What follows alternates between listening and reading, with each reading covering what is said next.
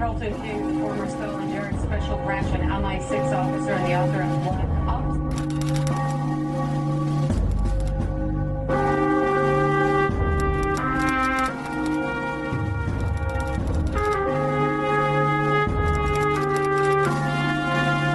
I was undercover for Special Branch in a jihadi organisation.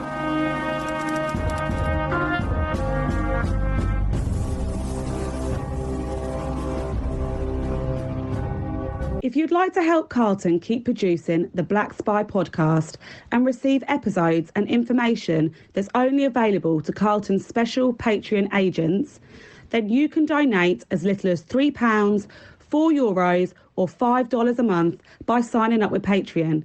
See the Black Spy podcast notes or Google Patreon Black Spy podcast and pledge your monthly amount. You can even win the opportunity to be a guest on the show. Thanks for listening, and don't forget to subscribe for free. My name is Carlton King, and welcome to the Black Spy podcast, the show that shines a light on the world of secret intelligence, national security and armed governmental personal protection operations, but actually majors in on geopolitics.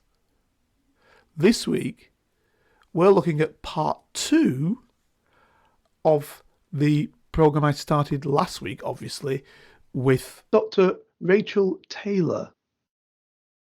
And that's not good. So we wouldn't do it. So therefore, the Scottish perspective, the Scottish position on independence had to be without, at least for several years, the European Union. It lost. Yeah. Right. Now, of course, it's a much easier situation because now they'll be open with open arms. The very next day they'll be in the European Union. Because they'll just turn around and say, we never wanted to leave. You know, our vote shows that. You know, we were, whatever it was, 70% wanted to stay. Our vote shows that. They dragged us out, the British, because it's an unequal union. 70% of people in the Union of the United Kingdom, it's not 70% actually, it's about 78, 80% are English, right? They pulled us out of the European Union. We wanted to be in, and of course the European Union would love to bring them in as well. So you bring them straight in, and therefore now they've got, because they're an outward bound people, 27 other countries that they can go and live in at will, as we used to be able to, who they can trade with overnight, as we used to be at will. Yes, the biggest trading partner for Scotland is England, but of course that can easily be brought up by the European Union. Plus, it has its own systems in terms of energy.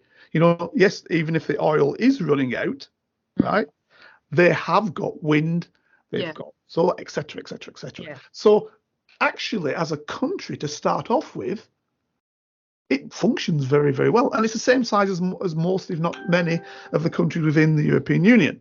So, therefore, that's why there's no appetite for another referendum.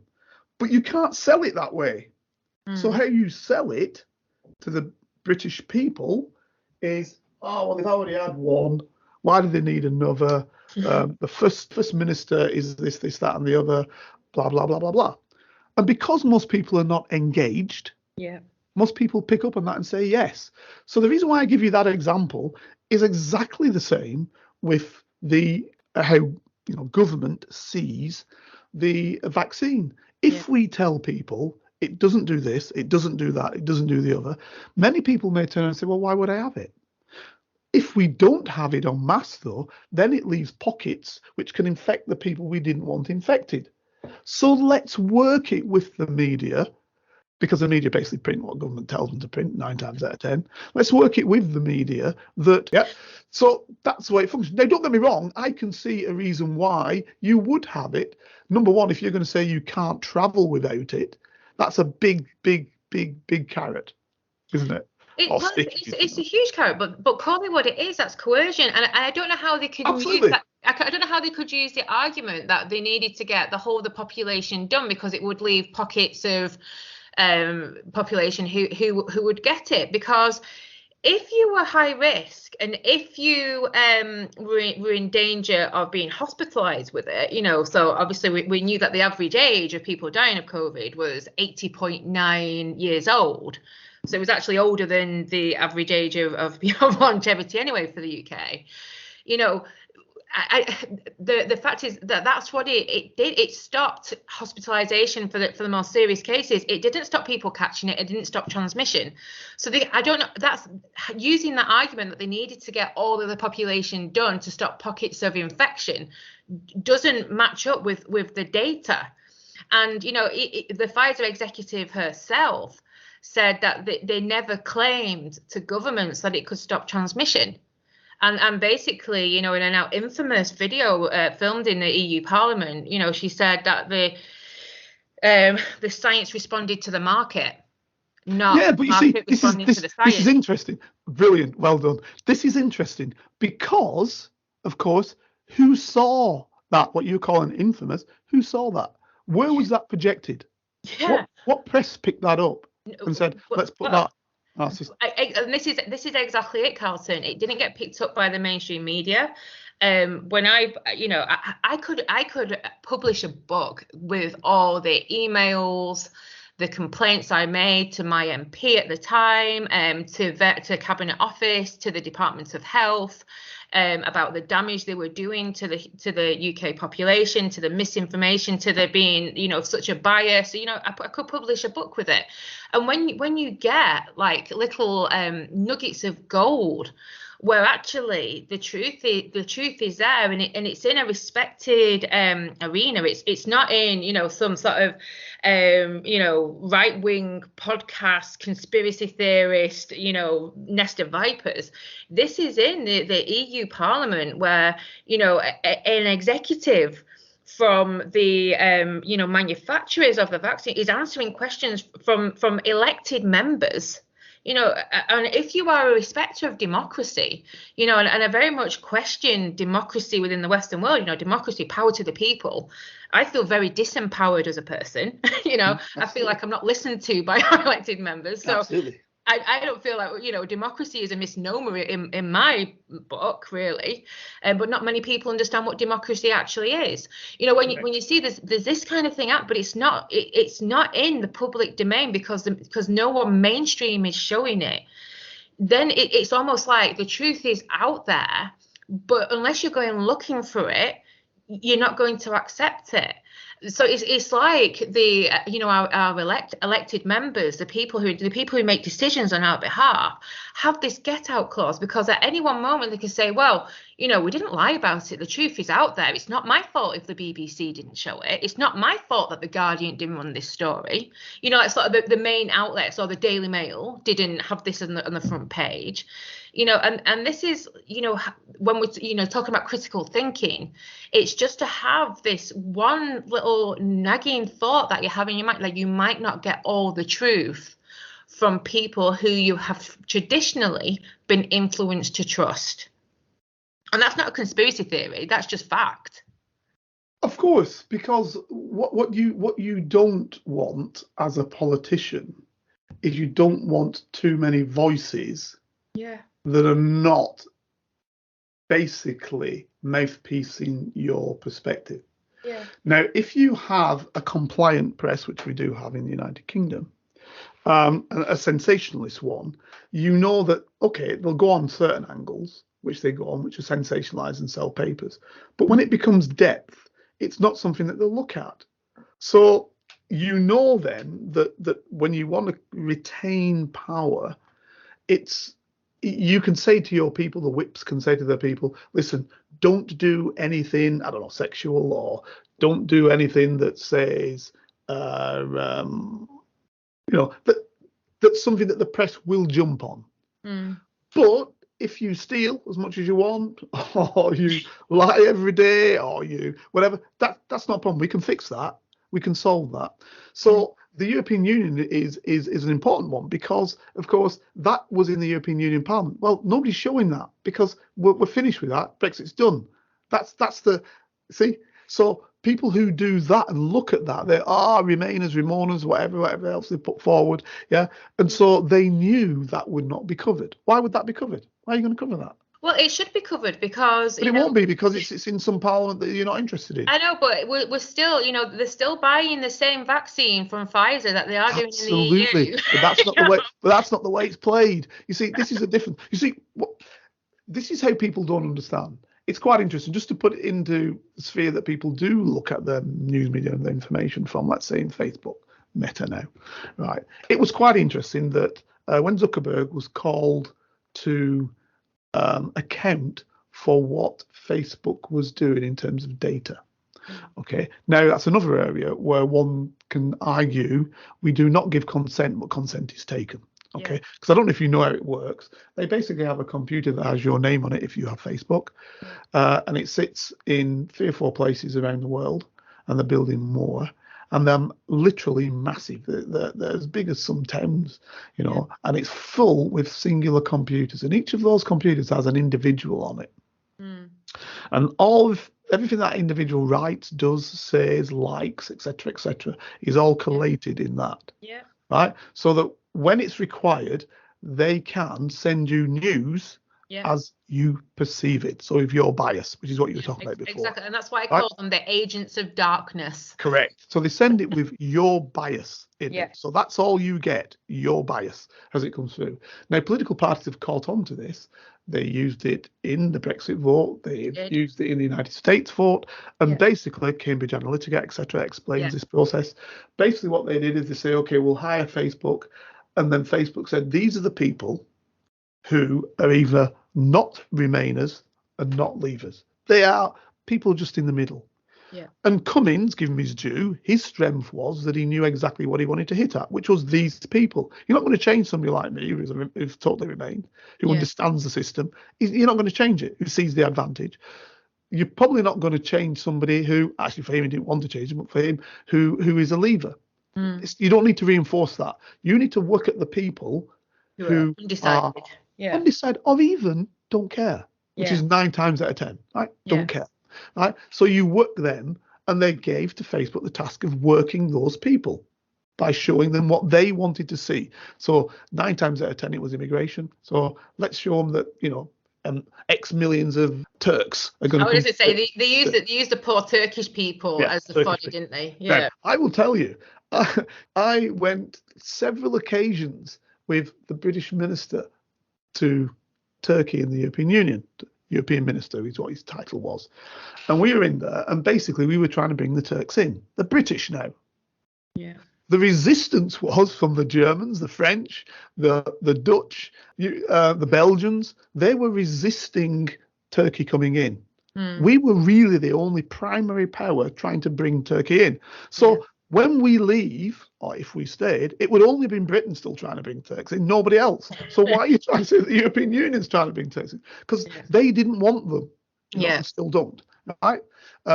That's not correct, but it is what it is. That's the reality of the political situation in those countries. They didn't want the Turkish people to be part of the European Union. Britain did, because it gave Britain, same with Eastern Europe, it gave Britain allies, not the NATO allies, which Britain can then call upon in the European Parliament, and it's the way the horse trading goes in the Parliament. So it gave Britain a lot more power. That's why we wanted them. So for that to be turned on its head and to be suggested that, if we stay, right, these people will be asking for these Turkish people coming in, was absolutely outrageous. But that, you see, is what goes on when people don't understand. When they don't know what's going on with them. So that's what's used all the time. The same is with the vaccine. Because if you have the vaccine, you rightly said 100%, these guys and gals in Parliament afterwards are looking for jobs to look, they're being lobbied the whole time. Great.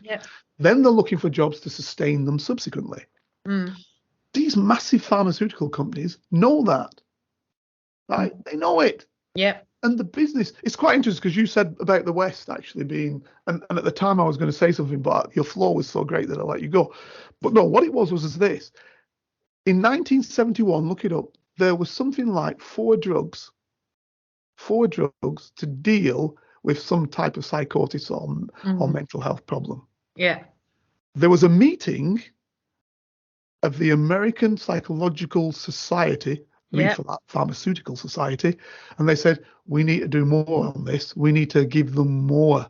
We're not giving them enough. And all of a sudden, there's now 500. Yeah. Right? So they created drugs for a problem which they created that didn't exist. That did, Right? And now it exists because you've told people it exists. Yeah. So it's like this Blue Monday thing. It's a complete it was made up by a company. Yeah. I think it was Sky. I think Sky made it up. Said, oh, you got Blue Monday, get your holidays in now so you can think of something good, after in January. So people make these things up. It's like Coca-Cola made up Father Christmas being red and white. It was before it used to be green. So these companies do that.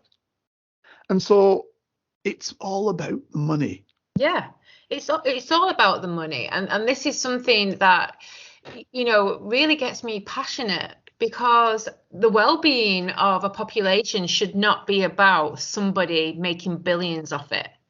And, sort of the mental health pharmaceutical industry is a particular bugbear of mine, because I've seen a lot of the damage done by these pharmaceuticals. And I still stand by my claim. How can a 10-minute consultation with a GP who doesn't know you result in a medication that potentially could drive you to suicide, or could give you psychosis, or could make you even more poorly than you are already?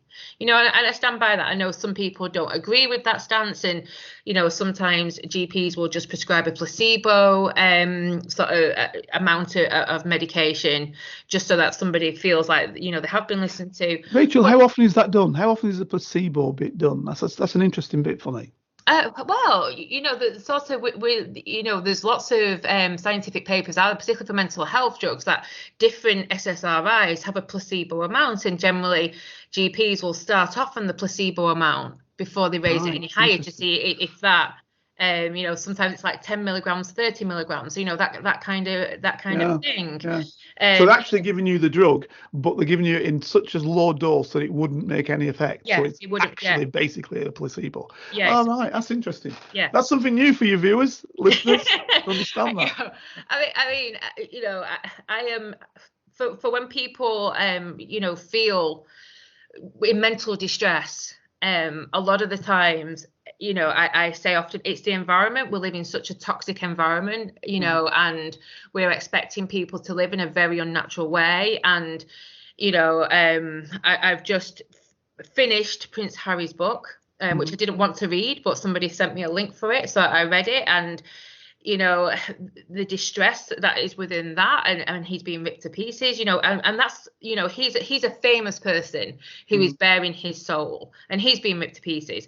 And this is what happens if we are not towing the narrative in whatever guise that narrative is. So if we're not being a victim in the right way, if we're not being mentally ill in the right way, if we're not being physically ill in the right way, if we are not being a good citizen and having a vaccine which we're really concerned about, and we're not doing that in the right way, we are vilified and ostracized. And the thing that is really interesting is that our brain in the basal ganglia reacts to this disrespect, to the potential ousting from the group, with such a massive stressor, because human beings need human beings. We are very social. There's no more species on earth as social as human beings. And if we sense that we are in danger of being ousted from the group, then we have such a strong stress reaction in the body that can make us feel poorly, that can make us feel unwell. And I think we just have to be really honest here, is that we have, coming back to the vaccine, there is so much data out there. There is so much truth that is out there, that this is not a case of people speaking about it being any kind of extreme conspiracy theorist with a tin hat on. You've got people who are emeritus professors. You've got people who are data scientists with decades of modeling under their belt. You've got people who are experts in human behavior, who are all saying the same thing. And yet that thing is still being dismissed. What are they saying, Rachel? When you say they're all saying the same thing, what are they saying? They're saying the same thing. They're saying that there's something not quite right. There's something quite dangerous. There's something, when you're looking at the cost benefit analysis, this pharmaceutical device is not suitable for everyone. The cost benefit analysis shows that for some people, for some demographics, actually taking it leads to serious adverse outcomes. But in the initial stages of the pandemic, which was a pandemic, we can't, I mean, I wasn't in the inner circle, so I don't know, but from what I could see, looking at various, and I know various countries are putting out their own propaganda, but looking at several different programs, which I did from several different countries, I could see that there was something that was a flaw, and that something was killing people. Yeah. So if you're a politician, you've got to deal with that, especially with the 24-hour news cycle that we've got. You've got to deal with that issue. So what was the right modus operandi? Was it, I mean, we lost, what, they say 120,000, it's probably about 180,000 people in the United Kingdom, right? We lost that figure of individuals. There is no doubt about that. That's a fact. So the question is, should we have let that continue, or what should we have done? Well, but in saying that, you're sort of conflating two things there. Like, yeah, there was a lot of people who died. There's a lot of people who are dying now, and those questions are not being asked. So I am not saying, the vaccine shouldn't be used by people who are high risk and who want to minimize hospitalization, but that's not everybody. And for those people who are not at high risk of COVID, and the majority of people died before the vaccine rollout anyway, for the vast majority of people, the possibility, it's 1 in 800 vaccinations. That's not 1 in 800 people. That's 1 in 800 vaccinations.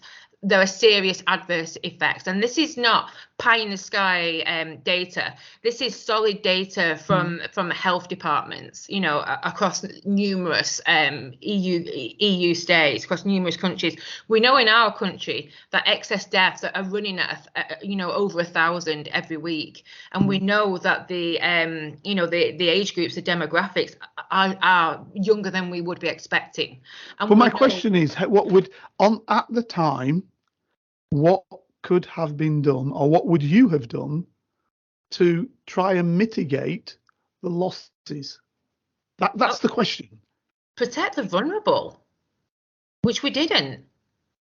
We locked down everybody, and we caused, massive issues for that, and we didn't protect the vulnerable. So would you have allowed people to go about their work just as normal, but example, maybe close down elderly people's homes?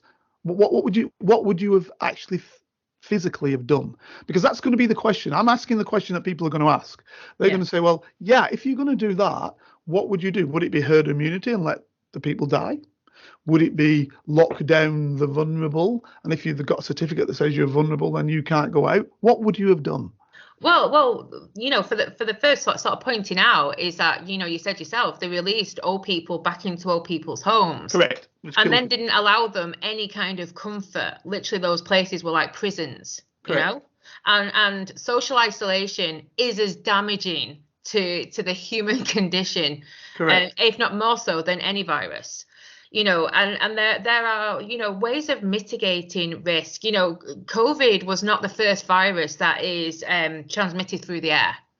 It's not the first virus that we've had to deal with. It's not the first rodeo, but it was the first time that since Black Death that we have been so cruel and so misguided in what we were doing, and how we treated people and how we allowed people to treat other people.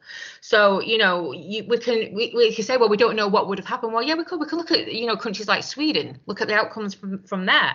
Look at countries, look at the differences in that. And I think that the general. But again, but again, when the Swedes took their decision, the initial decisions of the Swedes was let herd immunity run. Right? That was their initial decision. So when they took that decision, they mitigated it subsequently when it didn't fully work. But they made that decision. There's a political decision that's been made there. Yeah. What I'm saying to you is, as the politician, because you see, you talk about the Black Death, but let's jump further forward. The reality is, the closest that we've probably had to this would be this, what they call the Spanish flu. Spanish, but started in the United States in an army barracks. Yeah. But the reality is that with that going forward, they were able to cover that those deaths by the First World War, because that's when it started killing people. And at the end of it, again, you see, it's like the First World War in a sense, or even the second, to be fair. The media power wasn't such that just the sheer numbers of people dying were put forward. So therefore, if Aunt Peggy died here, or somebody else died there, or somebody died there, yeah, people knew in the village that people were dying, or in the city people were dying, but it wasn't blasted to you every day that somebody else is dying, 100 and 200 miles away, or even in another country, right? So that's the difference. The politicians are dealing with a media that's telling you what's going on salaciously, right? It's not giving you information, salaciously, and they've got to deal with that impact. So what I'm saying is, you can't really look back to issues before. I'll give you a good example of it, because whilst I'm thinking of it, to give the example what I'm going from. When I lived in Germany, we used to see kids go to school who were 5 to 6. Generally, it's about 5 to 6 you go to school there, right? So the kids are going to school 5 and 6 years of age, and they'd walk to school by himself. Okay, nobody ever bat an eyelid. 5 to 6 year old kids going to school by themselves, great. Come back to the United Kingdom, and kids were no longer allowed to do that type of thing, and we had 24-hour news, etc., etc., etc. Used to go back to Germany quite frequently, watch the TV, didn't have 24-hour news, indeed didn't even have any daytime television for many occasions. Later on, they started getting 24-hour news and the proliferation of stations, which have got as many as we have, if not more. And all of a sudden, kids were no longer walking to school by themselves. Because what was happening is a kid got killed in Bremen somewhere, and somebody down in München was locking their kid up. Now, before, they weren't even going to hear about that. But because you've got 24-hour news and you've got to spread that all the time, because what's interesting, you've got to ratio individuals to it, we start locking people up. So when some kid goes missing in Portugal, okay, you know the kid I'm talking about, we're locking children up in bloody Leicester. I mean, this is crazy, right? But that's what it's done, and that's exactly the same what it did with COVID. People were dying in Italy, subsequently in Spain, whatever. So we said, oh, bloody hell, it's going to hit us soon. The politician is thinking, how does this look on me? What do I need to do that this doesn't affect me? Well, and that's it. That's the general selfishness of the career politician, isn't it? And making decisions that are based on their own need rather than sort of the general population. Now, let's not sort of dress things up. If it is a pandemic, people are going to get affected by that. And sadly, people who already have chronic conditions or already have an unhealthy lifestyle are probably going to come off worse than that. And let's talk about these self-styled career politicians who are equally saying you have to do what I say. They also make it easy for business to be able to function, which sell products which actually kill people as well. Absolutely. You get no argument from me. Like the holier than thou, we have to lock everybody up to keep them safe. Everybody needs to have a needle in their arm so they don't kill granny. It doesn't really wash with me, because we had a public health disaster and nothing to actually improve people's health. Everything that they did, by design, was going to make everybody unwell. Everybody.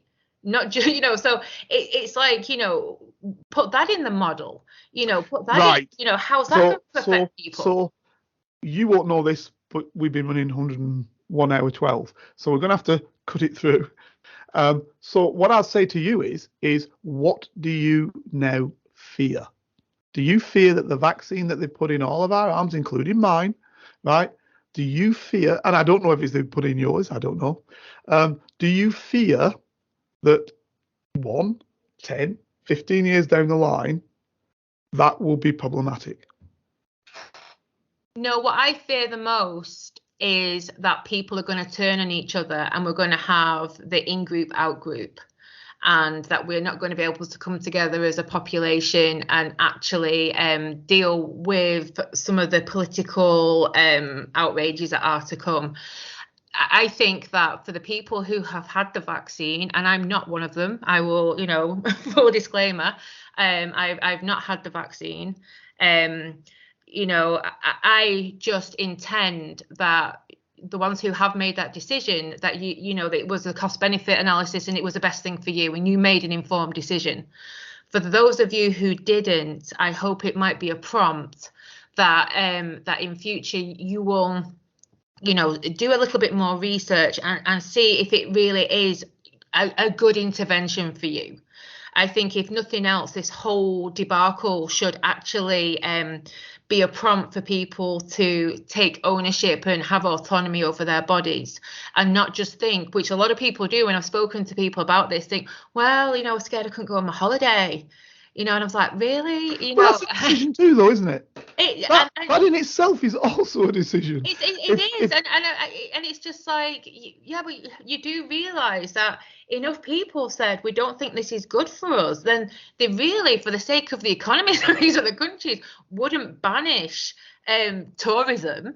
And you're quite right. The problem we is talk they about did, short term all the time. The problem is they did for a period of time. For a period of time, they did say. I mean, you mentioned New Zealand. They didn't open up. Example. Australia didn't. Example. So they did for a period of time, and I guess people thought, that was part of their analysis. If they made I admit you're absolutely right, Rachel. The vast majority made no analysis. Yeah. But if they did make an analysis, that was part of their analysis.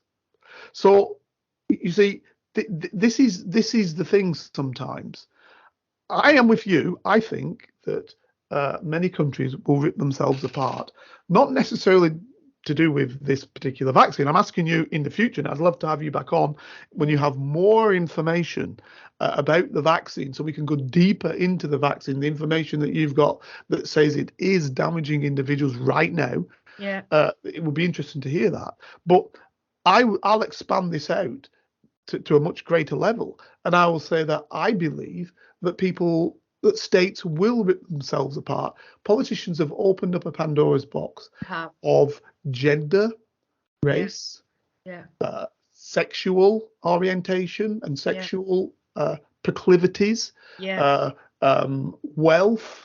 That's always been, well, actually, wealth is probably the biggest one they play down. The 1%ers they play down. Now, there is a political. So if you look at the Labour Party now and you look at the Conservative Party, the Labour Party isn't saying 1% of your population has got all your money. It's not saying that. That was the old Labour Party. The modern Labour Party doesn't stress that at all. No. So money's probably been taken out of the vein by many of the politicians that have a chance of getting into power. Yeah. So, but the reality is that what we've got is a culture war now that will rip countries apart. And that's my fear, and particularly because people are being encouraged and really egged on to have this short-term gratification, which I'm telling you as a neuroscientist, it's really bad for the brain and a person to have short-term gratification. It's primal, and we're not animals, we're human beings, and this is the thing. Stop equating yourself with an animal. We need to look at long-term gains. I talk a lot about kindness. I hate the be kind model, and I say kindness is about meeting a need with a medium to long-term strategy and understanding what that need is. So I can just see society ripping itself to pieces.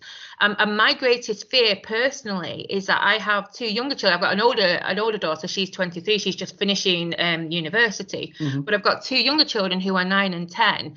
And I'm a great proponent of education. I really hope that came across my credentials.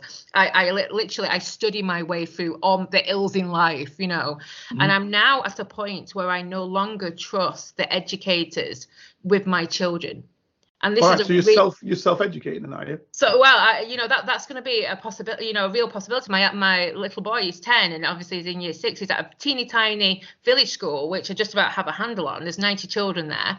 But to think of him going into a secondary school when there's so much of like these culture wars, and they're putting, you know, a step between the child and their family, which, you know, in some cases, you know, abusive families, that is right and proper. But for most families, it's not okay that there is this step between the family values and actually this urge to rip apart society as we know it. So, and of course, Carl, that's a completely different conversation. But I think that the pandemic and the vaccine debacle have literally paved the way, because it set families against each other, it set communities against each other, and in-group, out-group veracity has been brutal. And there's been no steps to try and bring our society back together, and that bothers me a lot. I mean, look, in many ways I'm with you. The vaccine aspect is very, very interesting to me in terms of the medical outcomes that may well show themselves somewhere down the line. You know, I'll have thalidomide. Nobody wants to say it, but I'm going to say it. Yeah. You know, that in some time frame. But I was conscious that might be the case.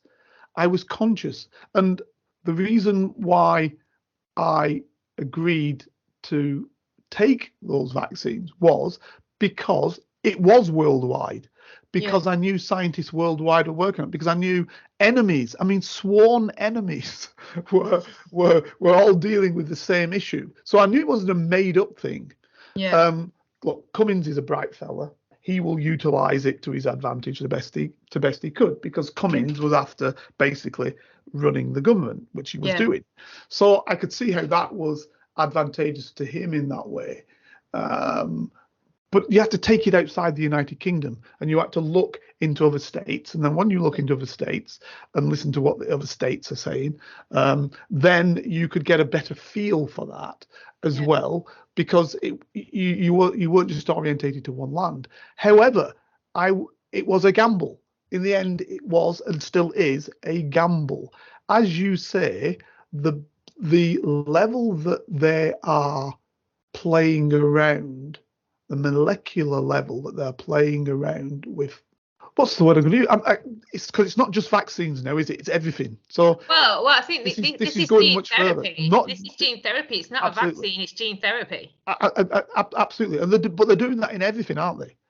It's not just it's not just on this particular vaccine. Well, no, but the difference, they're starting to do that in everything. Yeah, but the difference is, if they're using it in other things, it's individualized. So they're actually, so if what they've done is like taking your genetic profile and giving you an individualized gene therapy for how your body responded to COVID. Yes, I hear what you're saying. That's completely different. You know, they're using it for an individual. They'll take your genetic profile and think, you know, what are the particular features of this cancer that's within your body, and that's something completely different. But even then, it's still very early stages, you know. It's early stages in this technology. Yeah, that's why. It's very, very early stages. So it's like we should be cautiously optimistic, because technology is good. You know, I'm not a Luddite, but we cannot, you know, categorically say that it's not going to cause any harm, because we don't know that yet. Look, I'm with you on that. I'm absolutely with you on that. You know, one guy who I had on here, old Ron, if he's listening, good guy, American businessman, a very good businessman. You know, let's not argue it. He said to me, one of the greatest things ever, and this is the business perspective you got to look at, was when a company said, "I'll send you a vial for 15 quid." Right? $20, yeah, as he saw it. $20. You spit into that vial, right? And send it back to me, and I'll tell you where you might come from. Yeah. Now, he said that was one of the greatest business deals ever. Yeah. Think about it. Oh, so God, you give your building blocks. Yeah. To an organisation. To an organisation which You've then sells your building. You've paid to do it. For it. You've paid to do it. They then sell that to thousands of tests all over the world. Every time getting paid for it. Every time getting paid for it. Right. They can manipulate how you as a human being were. Yeah. They have your data, so they know everything about you from your data. Yeah. And you've paid them to do it. You've paid them. I know this is this is what I say to people. Don't be so cheap with yourself. Really investigate. Have autonomy over yourself. It's like, we've been dehumanized and people have been, sort of devalued. And it's like, it's time to get that value back. Because this is why we're sort of heading down this rocky road, is that people don't realize just how amazing they are, and they don't, like you said, apathy is huge in the UK, and apathy is really aggravating to me. And it's like, just have an opinion about something, that actually means something to you, but yeah. So I mean, that's Ron Bienvenu. That's Ron, great guy. But how he put it, because what he saw in it was the money. Yeah.